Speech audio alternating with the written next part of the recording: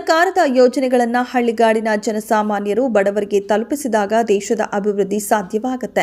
ಈ ನಿಟ್ಟಿನಲ್ಲಿ ಕೇಂದ್ರ ಸರ್ಕಾರ ಕಾರ್ಯಪ್ರವೃತ್ತವಾಗಿದೆ ಎಂದು ಕೇಂದ್ರ ಸಚಿವ ವಿ ಸೋಮಣ್ಣ ತಿಳಿಸಿದರು.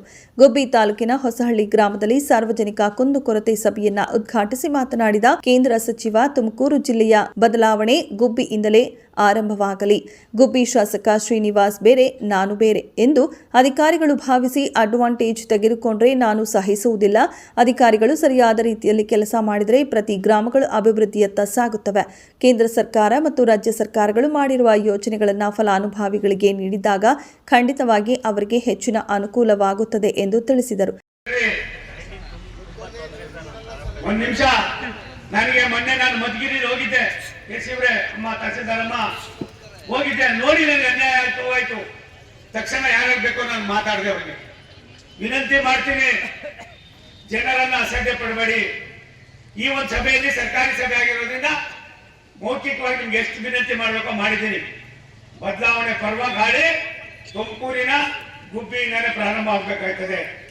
ನಾನು ಬೇರೆ, ಶ್ರೀನಿವಾಸ್ ಬೇರೆ ಅಂತ ಮತ ತಗೊಂಡ್ರೆ ಅವೇನಿಲ್ಲ. ಇನ್ನಾವೆ ನಾನು ಬೇರೆ, ಡಾಕ್ಟರ್ ಬೇರೆ ಅಂತ ಮತ ತಗೊಂಡ್ರೆ ಬೇರೆ ಏನಿಲ್ಲ. ನಾವೆಲ್ಲ ಜನಪ್ರತಿನಿಧಿಗಳು, ಜನರ ಆಶೀರ್ವಾದವನ್ನು ಪಡೆದು ಬಂದಿದ್ದೀವಿ. ಇನ್ನೊಂದು ಚುನಾವಣೆ ಬಂದಾಗ ನೋಡೋಣ ಅದೇನಾಯ್ತದೋ.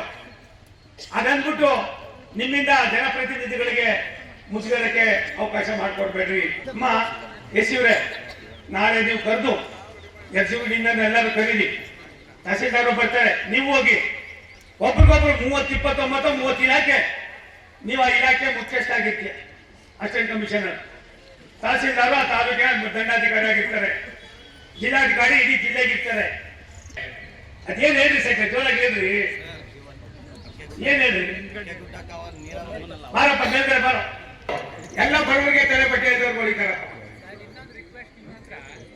ಅದ್ಯಾವುದೋ ನೀರಾವರಿ ಇದಾಗಿದೆ ಅಂತ ಅಕ್ವಿಜೇಷನ್. ಒಂದ್ ನಿಮಿಷ ದಯವಿಟ್ಟು, ನಾಳೆ ಚಿತ್ತೂರಿನಲ್ಲಿ ಇರ್ತೀನಿ, ದಯವಿಟ್ಟು ತನ್ನಿ. ಆಮೇಲೆ ಯಾರ್ಯಾರು ಪರಿಹಾರ ಇದೆ ಚಿಕ್ಕನಾಯಕ ಸಮಸ್ಯೆ ಗೊತ್ತು. ಮೇಜರ್ ಶ್ರೀನಿವಾಸ್ ಅವ್ರನ್ನ 5 ಬಾರಿ ಗೆಲ್ಲಿಸಿದ್ದಾರೆ. ಒಂದೊಂದು ಬಾರಿ ಒಂದೊಂದು ರೀತಿ ಇಶ್ಯೂ ಮಾಡಿ ಅವ್ರು ಚುನಾವಣೆಯಲ್ಲಿ ಗೆದ್ದು ಬಂದಿದ್ದಾರೆ.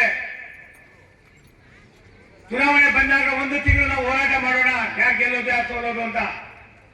ಇನ್ನು 59 ತಿಂಗಳು ಜನರಿಗೋಸ್ಕರವಾಗಿ ನಾವು ಕೆಲಸ ಮಾಡಬೇಕಾಗಿದೆ. ದಯವಿಟ್ಟು ನಾಳೆ ನಾನು ತಿಪ್ಟೂರ್ಗೆ ಹೋಗ್ತೀನಿ. ಭಾನುವಾರ ಸೋಮವಾರ ಹೈದರಾಬಾದ್ನಲ್ಲಿ ರಾಷ್ಟ್ರದ ಪ್ರಧಾನಮಂತ್ರಿಗಳು ಯಜಮಾನ್ರೆ ಜಮ್ಮು ಶ್ರೀನಗರದಲ್ಲಿ 3600 ಕಿಲೋಮೀಟರ್ ದೂರವನ್ನ ರೈಲ್ವೆ ಲೈನ್ ಅನ್ನು ಹಾಕಿ ಜಮ್ಮು ಮತ್ತು ಕಾಶ್ಮೀರ ಭಾರತದ ಅವಿಭಾಜ್ಯ ಅಂಗ ಅನ್ನೋದನ್ನು ಮಾಡಿ ಸೋಮವಾರ ಬೆಳಿಗ್ಗೆ 11 ಗಂಟೆಗೆ ಅದನ್ನ ಲೋಕಾರ್ಪಣೆ ಮಾಡ್ತಾ ಇದ್ದಾರೆ, ದೇಶಕ್ಕೆ ಸಮರ್ಪಣೆ ಮಾಡ್ತಾ ಇದ್ದಾರೆ. ಒಂದು ಸುಸಜ್ಜಿತವಾದ ರೈಲ್ವೆ ಸ್ಟೇಷನ್ ಅನ್ನು ಮಾಡಿ 1200 ಕಿಲೋಮೀಟರ್ ದೂರದ ಒಂದು ರೈಲುಗಳನ್ನು ಓಡಾಡ್ತಕ್ಕಂಥ ಕೆಲಸಕ್ಕೆ ನಾಂದಿ ಆಗ್ತಾ ಇದ್ದು. ಅದೇ ರೀತಿ ನಾನು ಹೈದರಾಬಾದ್ನ ಸಿಕಂದ್ರಾಬಾದ್ನಿಂದ ಸುಮಾರು 400 ಕೋಟಿ ರೂಪಾಯಿಗಳ ಕೆಲಸ.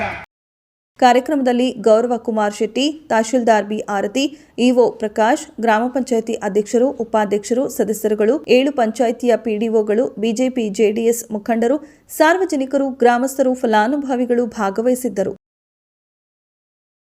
ವರದಿ ಮೋಹನ್ ಎಂಎನ್ ಕೋಟೆ, ಗುಬ್ಬಿ.